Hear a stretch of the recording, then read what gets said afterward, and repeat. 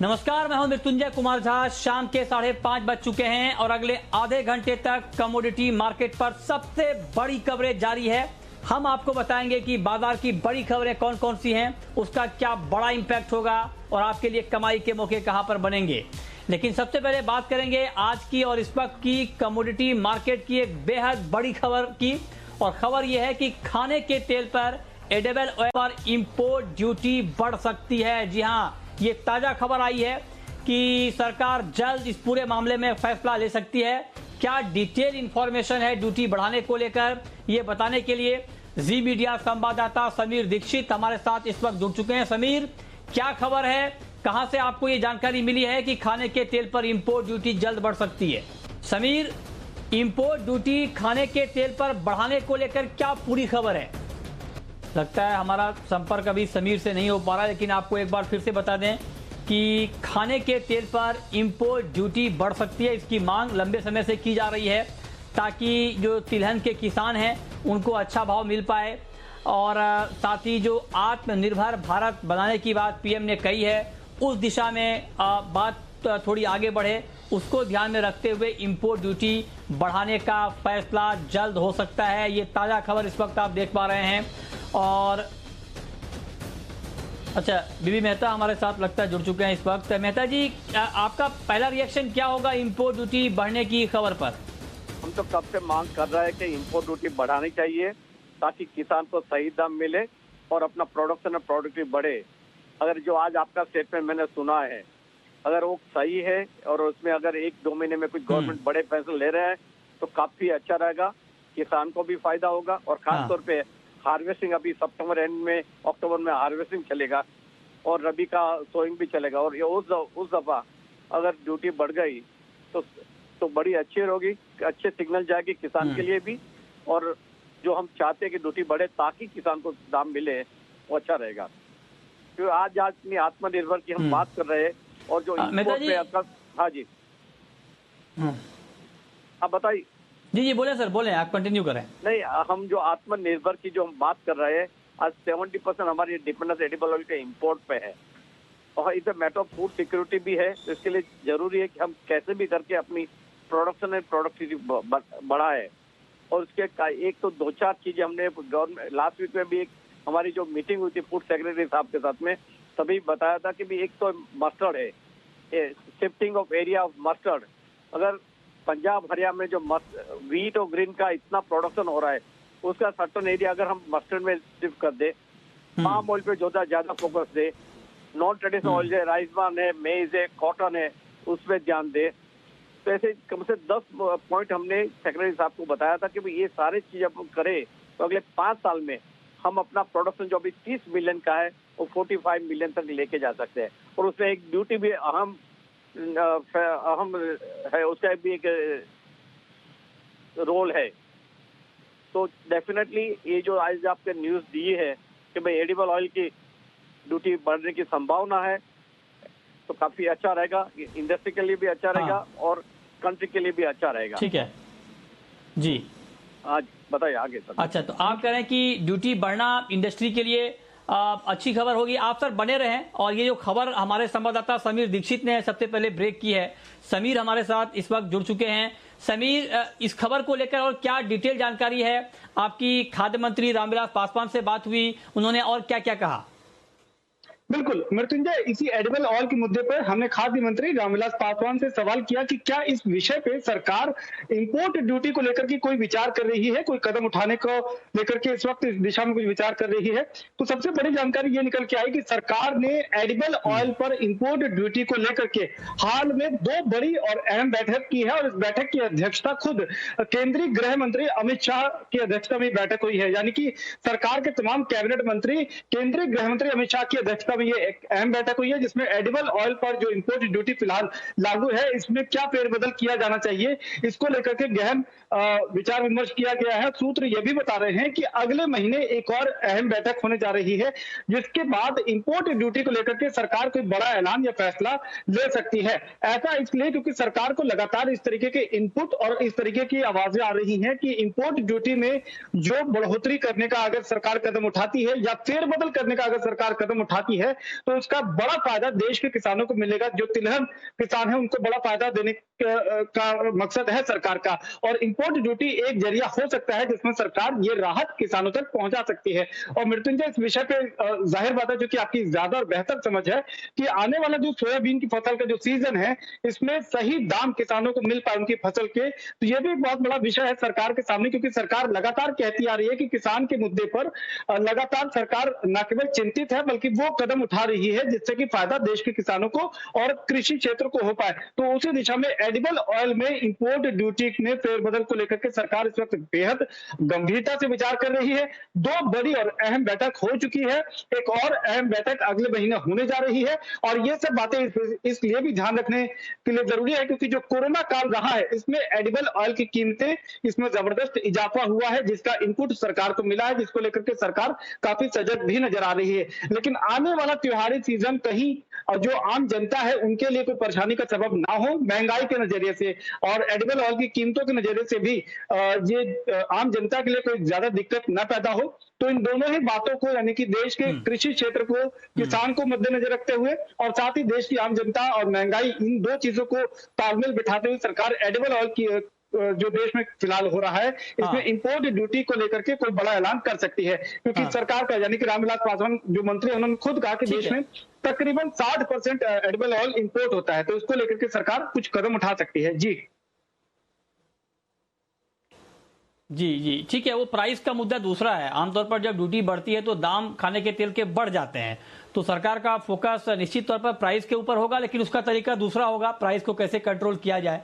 और वैसे भी होलसेल और जो रिटेल का प्राइस है उसके बीच बड़ा गैप है, इसको लेकर कोई पुख्ता मैकेनिज्म नहीं है। लेकिन मेहता जी, एक सवाल मैं आपसे और जानना चाहता हूं कि आपने कहा कि ड्यूटी, जो समीर ने भी जिक्र किया, जबकि समीर बहुत बारीक चीजों पे नजर नहीं रखते हैं कमोडिटी मार्केट में, लेकिन उनका भी ये कहना था कि सोयाबीन की क्रॉप अभी आने वाली है और उसको भी ध्यान में रखते हुए, तो कहीं ना कहीं सरकार के जहन में ये बात है कि किसानों को नुकसान ना हो और उसको ध्यान में रखते हुए ये फैसला लिया जाए। मैं आपसे जानना चाहता हूं कि आपके हिसाब से कितनी ड्यूटी अभी बढ़नी चाहिए अलग अलग ऑयल पे, अगर ये डिटेल जानकारी आप हमारे दर्शकों को बताना चाहें तो। जो एशिया की तरफ से रिप्रेजेंट दिया हुआ है कि भाई यार सॉफ्ट ऑयल जैसे सोयाबीन, सनफ्लावर और रेपसीड जो इंपोर्ट हो रहा है उसमें 35% ड्यूटी है क्रूड में, उसको 45 करना चाहिए, और सीपीओ जो आज 37.5% है वो 50% करना चाहिए, सो दैट किसान को सही दाम मिले। और मेरे को पूरा विश्वास है कि गवर्नमेंट काफी चिंतित है, तो इसके लिए कुछ जरूर बड़ा फैसला, जैसे आपके रिपोर्टर साहब भी बोल रहे थे, कुछ फैसला होगा। और हमको, हमारा भी जो इनपुट आ रहा है कि भाई गवर्नमेंट काफी इस दिशा में सोच रही है। National mission of edible oil का भी लॉन्चिंग का भी एक प्रोग्राम चल रहा है कि वो भी लॉन्च हो जाएगा, तो उसमें काफी सारे रिकमेंडेशन है कि कैसे भारत में एडिबल ऑयल का प्रोडक्शन बढ़ाए, ऑयल सीड के प्रोडक्शन कैसे बढ़े, नॉन ट्रेडिशनल सोर्सेज का कैसा उपयोग करें, और खाने के वो सारी चीजें जो national mission of edible oil में है वो इम्प्लीमेंट किया जाएगा।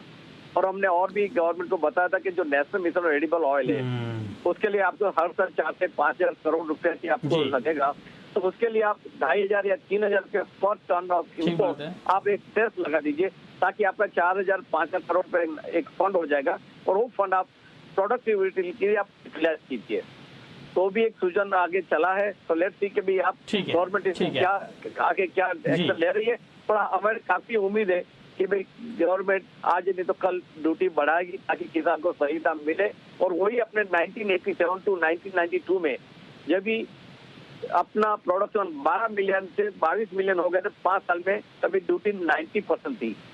तभी ड्यूटी ऊपर रहती तो किसान को सही दाम मिलता है, और किसान अपनी पूरी ताकत जोड़ देता है उसके लिए। तो लेट्स होप कि भाई अच्छी तरह से ड्यूटी बढ़ाए गवर्नमेंट, और सब और भी बाकी खाली ड्यूटी नहीं, और भी मेजर काफी लेना है, वो भी साथ में ले ले, ताकि किसान को भी फायदा हो, इंडस्ट्री को भी फायदा हो, और नेशन को भी फायदा हुआ। जी हाँ जी, ठीक है। बहुत शुक्रिया मेहता जी आपका, और समीर आपका, ये बड़ी खबर पहुंचाने के लिए और उसका क्या इम्पैक्ट होगा ये बताने के लिए मेहता जी आपका बहुत शुक्रिया। अब अजय केडिया जी, मैं आपसे जानना चाहता हूं कि इस खबर के बाद अभी सोया ऑयल और सीपीओ क्रूड पाम तेल का मार्केट आपको कैसा दिखता है? अब गुड इवनिंग मृत्युंजय। डेफिनेटली अगर सीपीओ रिफाइंड ऑयल की बात करें तो हमने काफ़ी बड़ी रैली पहले ही देख चुके हैं, और हमने देखा है कि ये मुद्दा हमेशा उठता रहा है इंपोर्ट ड्यूटी का, तो आई थिंक उसका इम्पैक्ट और बढ़ सकता है। अगर हम टेक्निकली बात करें तो सबसे पहले सीपीओ में मुझे लगता है तेजी का रुख कंटिन्यू रहेगा। टेक्निकली भी 720 के ऊपर काउंटर काफी स्ट्रांग है, जो मुझे लगता है 800 से 810 तक का लेवल दिखा देगा। वहीं अगर रिफाइंड सोया की बात करें तो मूवमेंट थोड़ा सा लैगिंग है, क्योंकि प्रीमियम ऑयल में आता है, बट ओवरऑल मुझे लगता है अगर सीपीओ में तेजी है तो यहाँ पे भी हम तेजी देख पाएंगे, जो करीबन 900 तक के भी लेवल हम रिफाइंड सोया ऑयल पे फ्यूचर्स पे देख पाएंगे। ठीक है, तो आप कह रहे हैं कि अभी तेजी और बढ़ सकती है, इस पर आप नजर रखें। लेकिन अब हम बात करते हैं सोने और चांदी की, जहां पर तेजी नहीं बल्कि बड़ी गिरावट आई है शाम के कारोबार में। और इस वक्त एमसीएक्स पर गोल्ड का भाव करीब करीब आप देखें तो 800 रुपए तक टूट चुका है और चांदी का भाव 1900 रुपए से ज्यादा लुढ़क चुका है। प्रथमेश माल्या जी, ये हो क्या रहा है? हफ्ते का आखिरी कारोबारी दिन है और जैसे जैसे कारोबार ढलान पे आ रहा है, गिरावट बढ़ रही है। क्या लगता है आज शाम के लिए आपको गोल्ड और सिल्वर का मार्केट? Good evening Mrityunjay. मेरे ख्याल से गोल्ड और सिल्वर हालांकि काफ़ी अच्छा गिरावट हुई है। ये जो गिरावट है आने वाले बाकी वाले सेशन में भी कंटिन्यू रहेगा। हफ्ते का लास्ट ट्रेडिंग सेशन मेरे ख्याल से जारी रहेगा आपको ये फॉल, और पॉसिबली आपको गोल्ड का जो है 51,200 तक नेक्स्ट पॉसिबल दिख सकता है, और वैसे 65,800 तक आपको सिल्वर दिख सकता है। अगर ट्रेडिंग स्ट्रेटेजी बनानी है आपको तो करीब 52,000 के आसपास बेचना चाहिए गोल्ड को। 50 to 650 का स्टॉप रहेगा, नीचे में टारगेट 51,200 के रहेंगे। वैसे सिल्वर सितंबर वायदा 68,200 के आसपास सेल करना है, 69,500 का स्टॉप रहेगा। ऊपर में करीब नीचे में करीब 65,800 के टारगेट रहेंगे। मेरे ख्याल से दोनों भी कमोडिटी में गिरावट जारी रहेगी।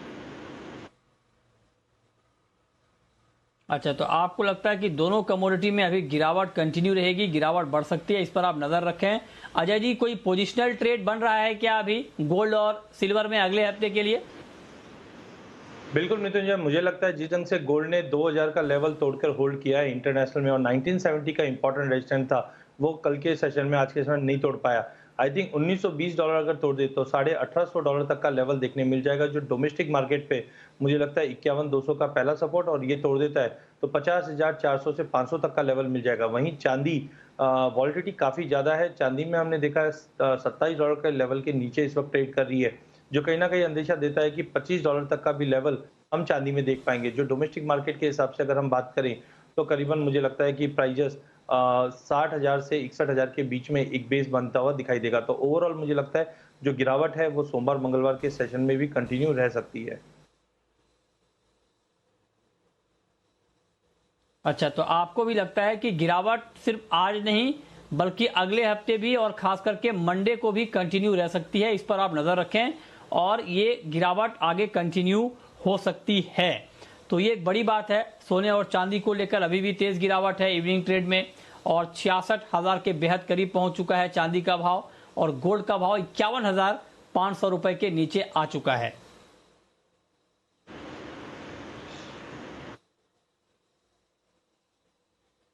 ठीक है, चांदी में देखिए हाँ, चांदी में जो आप लोगों ने टारगेट दिया था अजय जी और प्रथमेश जी, मार्केट तो इस तेजी से नीचे आया है कि आपका टारगेट हिट हो चुका है। अब नया टारगेट क्या होगा? अजय जी पहले आप बताएं। देखिए, हमने मॉर्निंग के कैलकुलेशन के हिसाब से 66,000 का टारगेट रखा था, और इस वक्त 66,000 के भाव पे ही ट्रेड कर रहा है। आई थिंक करंट लेवल से भी अगर बेचा जाए, लेकिन थोड़ा सा वॉलिटिलिटी मार्केट ज्यादा है, बट ओवरऑल मुझे लगता है कि 64,500 का एक रिवाइज टारगेट रहेगा। वहीं गोल्ड की बात करें तो 51,200 अभी भी बाकी है, बट 51,200 का लेवल तोड़ के 50,800 तक का भी लेवल हम देख पाएंगे गोल्ड में। तो ओवरऑल बेच के ही काम करना चाहिए। जिस ढंग से डॉलर में स्ट्रेंथ है, वो कहीं ना कहीं सोने और चांदी को आज और सोमवार को गिरावट का रुख ही देता हुआ दिखाई देगी। प्रथमेश जी, आपका टारगेट, नया टारगेट, रिवाइज टारगेट सिल्वर का? 64,200 नीचे में, और फॉलोड बाय 63,800 सिल्वर के लिए। वैसे ही गोल्ड में 51,200 और 50,800 दो पॉसिबल मार्क्स है जहां पे आपको दोनों कमोडिटी नीचे की तरफ देख सकता है। ठीक है, ठीक है, तो ये राय आपकी है सिल्वर के ऊपर। अब बात कर लेते हैं क्रूड की। क्रूड का मार्केट कैसा लग रहा है अभी आपको प्रथमेश जी? क्या किया जाए क्रूड में? मेरे ख्याल से क्रूड में बेचने की सलाह रहेगी। 3,220 के आसपास एंट्री पॉइंट रहेगा, 3,280 का स्टॉप लॉस रहेगा, नीचे में करीब 3,130 के टारगेट रहेंगे। मेरे ख्याल से बेचकर काम किया जाए तो इसमें प्रोबेबिलिटी ज़्यादा है कि आपको प्रॉफिट करने का मौका मिले। पवन है, अगला सवाल पवन का है, यूपी से, उत्तर प्रदेश से। पूछिए पवन जी। सर जी, अब तो एक्सपायरी आ गई अगस्त की, इसमें अब तो कुछ नहीं, जो है जो भी होना है। शायद कहने का मतलब मेरा ये है, सितंबर में मैंथा कहीं से 22 रेंज में आएगा या वो सेम रेंज में आएगा, क्या स्थिति लग रही है ऊपर में और नीचे में? जो है सितंबर मैंथा चाहिए मुझे, अगस्त नहीं चाहिए। ठीक है, सितंबर में मेंथा आप जानते हैं कि बाइंग के रेंज में आएगा, किस भाव पर आएगा, बताइए अजय जी। देखिए, अगर सितंबर मंथ की बात करें तो इस वक्त भी भाव करीबन 1020-22 के करीब ट्रेड कर रहा है। ओवरऑल हमें लगता है कि अराइवल सब पूरा बंद हो चुका है मार्केट में, और जिस ढंग से अनलॉकडाउन ओपन हो रहा है, डिमांड धीरे धीरे इंप्रूव हो रही है। अगर डाउन साइड की बात करें तो हमें लगता है 920-900 का लेवल जो ऑलरेडी हमने देखा है वो काफी बढ़िया सपोर्ट लेवल है, और धीरे धीरे इंप्रूवमेंट होगा। नो डाउट बीच में एक कंसर्न था कि सिंथेटिक मैंथा भी मार्केट में हिट करेगा, बट लोअर लेवल पे नेचुरल मैंथा मिल रहा है, इसके चलते मुझे नहीं लगता है कोई बड़ा इंपैक्ट रहेगा, और नेचुरल डिमांड ज्यादा रहेगी, जो दिसंबर तक हम देख रहे हैं कि 1240 से 1250 तक का लेवल दिखा देगा। इस बार प्रोडक्शन भी थोड़ा ज्यादा है, जिसकी वजह से बड़ा कोई टारगेट नहीं देखी है। ओवरऑल मुझे लगता है 1240-1250 एक सफिशिएंट लेवल रहेगा, जो आपको नवंबर दिसंबर से पहले मिल जाएगा। ठीक है, आशीष कुमार हमारे साथ इस वक्त जुड़ रहे हैं भीलवाड़ा से। आशीष पूछिए। हेलो सर, केडीएजी से सवाल था। जी जी आशीष पूछें। हाजिर में गंवार पड़ा है, तो इसको किस मंथ तक अपन निकाल सकते हैं? बताइए अजय जी, हाजिर में ग्वार है इनके पास, क्या इनको रुकना चाहिए? आगे ग्वार में आपको लगता है कि तेजी आएगी, वेट करें ये? बिल्कुल मृत्युंजय, अगर ध्यान हो तो मैंने 3600 पे कंटिन्यू कहा था कि 15 अगस्त तक मार्केट 4000 के आसपास ही रहेगा। उसके बाद थोड़ा सा हम अगर सोइंग का डेटा क्लियरिटी दिखाएगा तो और ज़्यादा आगे का अपडेट मिलेगा। तो हम 15 अगस्त के आसपास ही देख रहे थे कि प्राइस 4000 का लेवल सस्टेन कर चुका है। जिस ढंग से सोइंग के आंकड़े आ रहे हैं कि 40-45% कमी है और अभी भी मानसून कंसर्न बना हुआ है, ओवरऑल मुझे लगता है डिमांड भी रिवाइव हुई है, और साथ में अभी एक्टिविटी मतलब वॉल्यूम भी थोड़ा पिकअप किया है। अगर 4200 का लेवल होल्ड कर जाता है तो हमें लगता है कि प्राइजेस 4450 से लेकर 4600 तक का लेवल दिखा देगा। इनके पास जैसे फिजिकल पड़ा है, तो आई थिंक इनको वेट करना चाहिए। ऑलरेडी इन्होंने 1-2 साल से वेट कर रखे हैं, तो आई थिंक 4600 इमीडिएट टारगेट है। बट ओवरऑल मुझे लगता है कि जो डिमांड सप्लाई का सिनेरियो है वो 4800 तक भी ले जा सकता है, बट एज ऑफ नाउ हम स्टेप बाय स्टेप चलेंगे, तो 4600 के टारगेट के लिए इन्हें होल्ड करना चाहिए। ठीक है, प्रमोद कुमार हैं पंजाब से, पूछिए प्रमोद जी। नमस्कार जी सर। सर जी, मेरा गोल्ड के लिए सवाल है जी। गोल्ड के लिए जब कोरोना चला जाएगा जी, जब कोरोना चले जाएगा कब तक गोल्ड मतलब कि एक मंदा आ जाएगा जी? मार्च तक जी हमें मार्च तक जरूरत है जी, मार्च तक और मंदा आ सकता है। चलिए देखिए गोल्ड मैं तो कहता हूँ गोल्ड बहुत मंदा हो जाए तो भी कोई दिक्कत नहीं है, कोरोना चला जाए। ये बात जो आपने बोला ना कि अगर कोरोना चला जाएगा तब, तो पहली वाली बात आपकी बहुत अच्छी है। भगवान करे जल्दी कोरोना चला जाए, ये हम सबकी कामना है। मार्केट तो ऊपर नीचे होते रहेगा, लेकिन ठीक है। बताइए अजय जी, क्या जवाब है इस सवाल का गोल्ड के ऊपर? नो डाउट हमने अगर देखें जब से कोविड पीरियड में एंटर किए तब से इस सोने में ज्यादा उछाल आया है। नो डाउट जो पहले के fundamentals like interest rate, central bank buying, recession, वो अभी भी मार्केट में कंसर्न बना हुआ है। टाइमिंग मुझे लगता है अभी भी काफी स्पेकुलेटिव है वैक्सीन को लेकर। तो ओवरऑल अगर हम मार्च तक की बात करें तो इतना कोई मेरे को मंदा नहीं दिखाई दे रहा है। हाँ, प्रॉब्ली एक बार 1800 का लेवल बेस बन सकता है जो डोमेस्टिक मार्केट में 48,000 तक का अगर लेवल मिलता है तो आई थिंक वहां पे आप वापस बाइंग इनिशिएट करके चलना चाहिए। और अगले एक साल की बात करें तो प्राइजेस एज ऑफ नाउ हम अपर साइड पकड़ते हैं कि 62 से 64,000 तक का दिखा दे। ठीक है, बेटर है 48,000 के आसपास आप बाइंग करके। हाँ, ठीक है। अब वक्त है रैपिड फायर राउंड का।